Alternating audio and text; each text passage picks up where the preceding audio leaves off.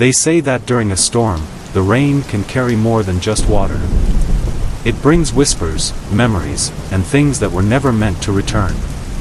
Imagine this: you're lying in bed, the rain tapping insistently against the window, a rhythmic, relentless sound. But then, there's another sound. Something that doesn't belong. A knock at the door that shouldn't be there. A voice calling your name, though you know no one else is home. What you're about to hear is no ordinary story. It's a haunting reminder of what can happen when curiosity leads us to places we were never meant to go. A night where the rain wasn't just falling, it was hiding secrets too terrifying to speak aloud. Tonight, we take you to a place that swallowed people whole, leaving behind only questions and fear. Our story begins in the late hours of a stormy night, deep in the heart of a forgotten town. A place where the rain doesn't just wash the streets, it buries secrets.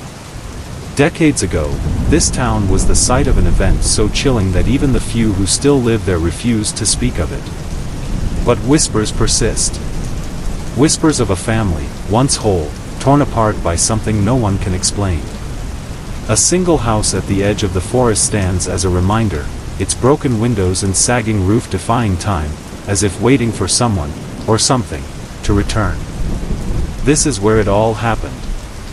Where a young man named Caleb, burdened with his own secrets, made the choice to walk through its doors. He wasn't alone. And what happened that night would leave a scar on anyone who dared to hear the tale. This is Caleb's story. Caleb stood at the edge of the overgrown path leading to the house, his flashlight flickering against the sheets of rain. Beside him was his younger sister, Ava, barely out of her teens, clutching a thin jacket to shield herself from the cold. She didn't want to be here, and Caleb could sense her hesitation, but he had insisted. There was something he needed to find in that house. Something left behind by their father, who had disappeared nearly 10 years ago. A mystery no one had been able to solve, buried under the weight of hushed rumors and lingering stares from the townsfolk. Ava's voice broke the silence. "We shouldn't be here," she said, her words trembling like the leaves above. "That place, it's cursed." Caleb didn't respond. He couldn't, not because he didn't believe her, but because a part of him knew she was right. Still, he pressed forward. As they stepped onto the property, the air seemed to change. The rain felt heavier, colder. The flashlight flickered more violently before sputtering out completely. Caleb tapped it against his palm, cursing under his breath, but it was no use. They were left with only the dim light of Ava's phone, casting eerie shadows across the gnarled trees and dilapidated porch. The door was open. Not wide, but just enough to reveal a sliver of darkness inside. A darkness that seemed to pulse, alive, waiting. Caleb hesitated for the first time that night. He could feel something he couldn't name, pressing against his chest. Ava noticed his hesitation and grabbed his arm. "We should go back," she whispered, her voice barely audible over the rain. But Caleb shook her off. "We're not leaving," he said firmly, though the conviction in his voice felt hollow. He stepped onto the porch, the wood groaning beneath his weight, and reached for the door. As the door groaned open, a wave of damp, musty air greeted Caleb and Ava. The smell of decay hung thick, clinging to their senses and making Ava gag. Caleb hesitated at the threshold, the beam of her phone casting weak light into the shadows. The house felt alive, not in the sense of movement, but as though it was watching them, waiting for them to make a mistake. Inside, the walls were cloaked in grime, streaked with something dark that looked disturbingly like handprints dragged across the surface. Old furniture sat in disarray, as though whoever had once lived here had left in a hurry. A shattered mirror hung lopsided on the wall, its fractured shards reflecting fragmented pieces of the room, and of them. The sound of their footsteps on the warped wooden floorboards was muted by the heavy silence of the house. The rain outside seemed distant now, muffled, as if the house was swallowing every sound. Ava trailed behind, her eyes darting nervously at every shadow. She whispered, "Caleb, what are we even looking for?" "Dad's journal," he replied without turning back. His voice was steady, but his hands betrayed him, shaking as they brushed against the walls.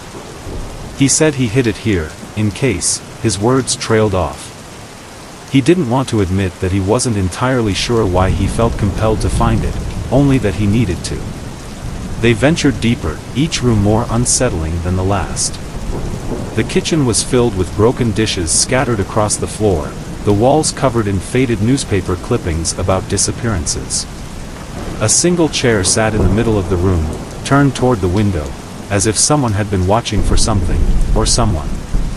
In one of the upstairs bedrooms, they found an old crib, its wood splintered and rotting. Beside it, a stuffed bear sat upright, its button eyes missing, replaced with crude stitches. Ava picked it up hesitantly, only to drop it with a scream as something sharp pricked her finger. She held up her hand, a single bead of blood forming on her fingertip. Caleb leaned closer to examine the bear and found a needle protruding from its stuffing, tangled in what looked like strands of hair. "What kind of person would do this?" Ava asked, her voice trembling. Caleb didn't answer. He didn't have to. The answer was all around them, in the twisted remnants of the house's past. The sound of the door slamming reverberated through the house, breaking the heavy silence and sending shockwaves through Caleb and Ava.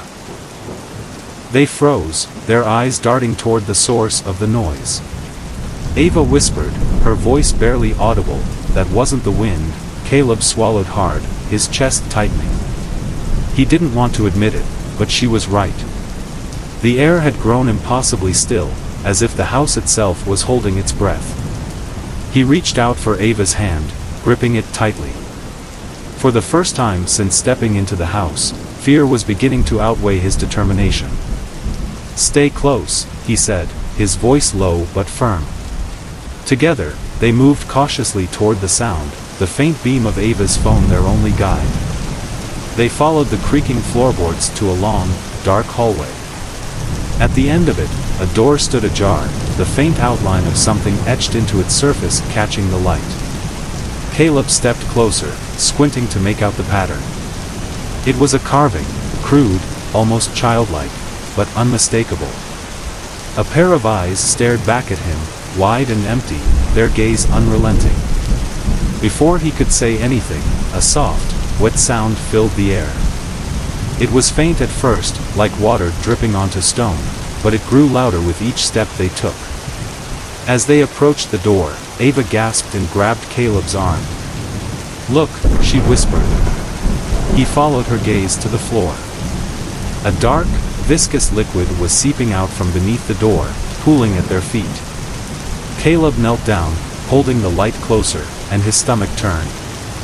The liquid was thick and red, its metallic smell unmistakable. "We should go," Ava pleaded, her voice cracking. Caleb nodded, his resolve weakening. But just as they turned to leave, the door creaked open on its own. Inside, the room was pitch black, save for a single, swaying light bulb casting erratic shadows. In the center of the room, a figure stood motionless. Its back was to them, its outline barely visible in the dim light. It looked human, but something was off, its frame too rigid, its head tilted unnaturally to the side. "Hello?" Caleb called out, his voice trembling. The figure didn't move. Caleb stepped closer, despite Ava's whispered protests, until he was only a few feet away. He reached out, his fingers brushing against the figure's shoulder. It was cold. Ice cold. The figure spun around so quickly that Caleb stumbled backward, nearly dropping the phone.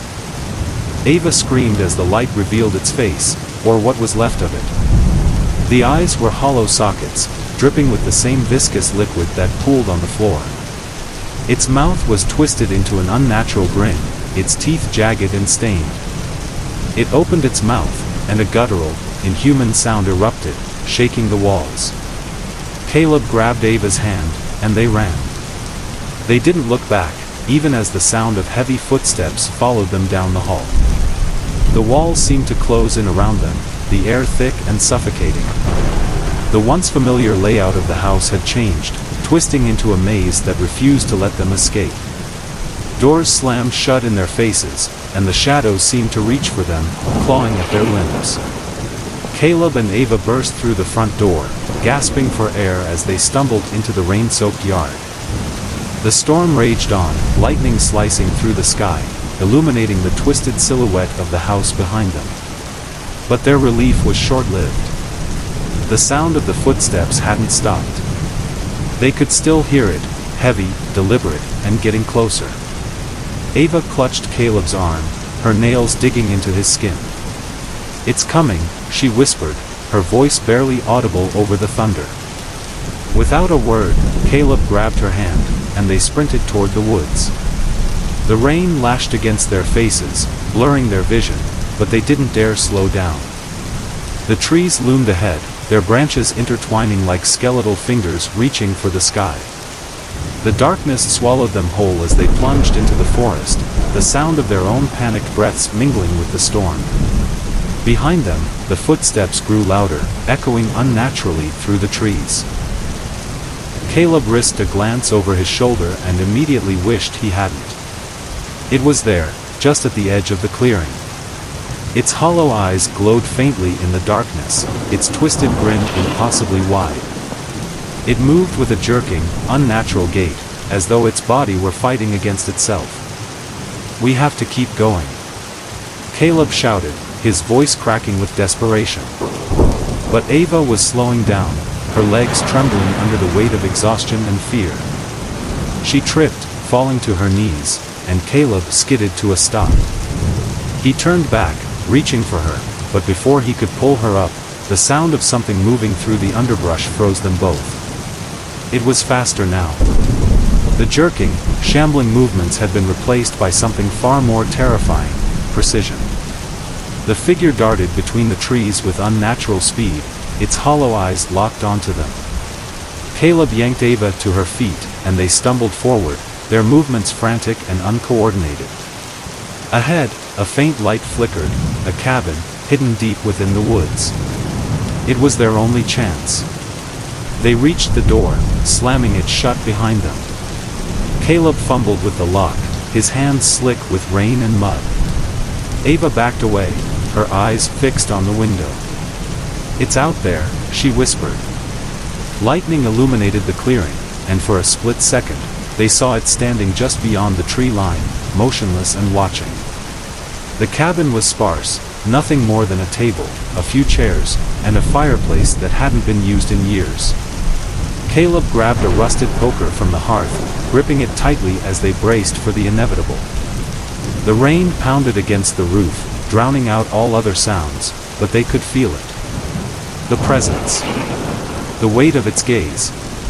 Suddenly, the door burst open, and the figure stood in the doorway. Its grin widened, its head tilting as it stepped inside. Caleb charged, swinging the poker with all his strength, but it didn't flinch. The iron struck its torso, sending a shockwave through Caleb's arms, but the figure only laughed, a deep, guttural sound that reverberated through the room. Ava screamed as the figure lunged, its bony fingers wrapping around Caleb's neck.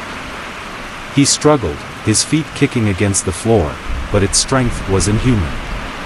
Ava grabbed the poker, swinging wildly, but it was no use.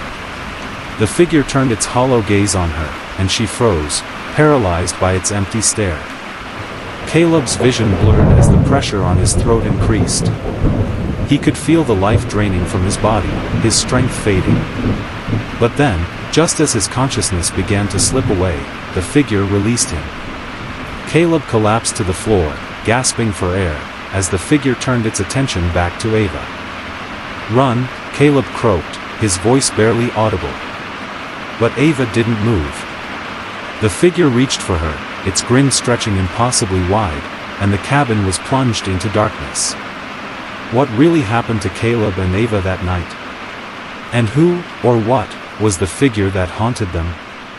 The answers may never be known, but one thing is certain: some stories are better left untold.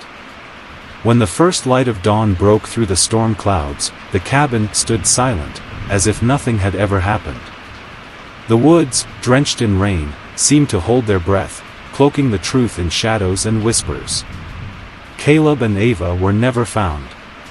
Search parties scoured the area, but the only trace left behind was a single muddy footprint leading back to the cursed house.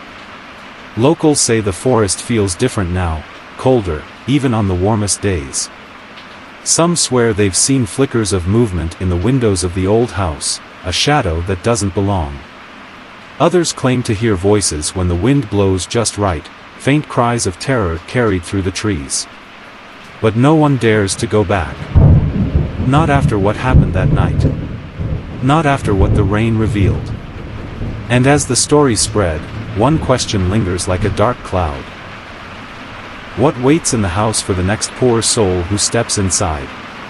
Perhaps the answer lies hidden in the storm, waiting for someone brave, or foolish, enough to uncover it. Would you take that chance? Or will you let the rain's secrets remain buried forever? If this story gripped you, if the rain sent chills down your spine, then you belong here, with us. There's always another story waiting, another mystery to unravel. Subscribe now and join the ones who dare to listen. Share this video with someone who loves the thrill of the unknown, and leave your thoughts below. And remember, the rain isn't just a sound. Sometimes, it's a warning.